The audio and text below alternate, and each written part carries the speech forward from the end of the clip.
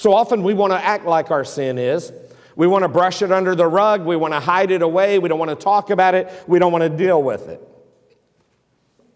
But God's wrath is revealed against our sin because it's not a small matter. It's not a weakness to overlook a mistake or to overlook or sin is rebellion against the very one who created us, against the very one who sustains us and even gives us breath and life. And what kind of sin does Paul say God's wrath is directed towards?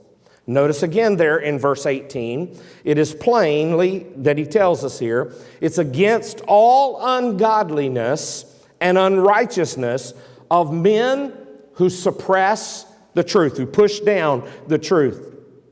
So understand this, the tragedy isn't simply that we sin. The tragedy is that we actively suppress the truth that God has revealed. In other words, God has shone His light into this world. In fact, when you think about Christmas coming up, you read back in the book of Isaiah that He tells us that a light was coming to a world of darkness. God shone that light when He sent Jesus into this world. He had been shining that light for centuries before. And people put their hands over their eyes. God speaks and people cover their ears. God reveals Himself and people push that revelation aside.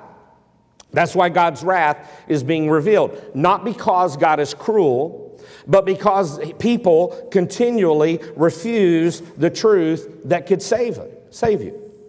So many people ask, but well, why would, I've always heard God is a loving God. Why would a loving God judge anybody? Isn't love enough? Listen carefully. True love does not ignore wrongdoing. If your child's out playing in the street in traffic and you love them, would you say, oh, just go ahead. Go ahead, Johnny. Go play it out in the street. That would not be loving, would it? But if you got on to Johnny and you told Johnny, get out of the streets, you're going to get hurt. Get back over here. You're in trouble. That's what you ought to be doing. That's the expression of love. So you wouldn't say, okay, go ahead. You would try to stop them. And God's wrath is His loving justice, protecting His creation from the destruction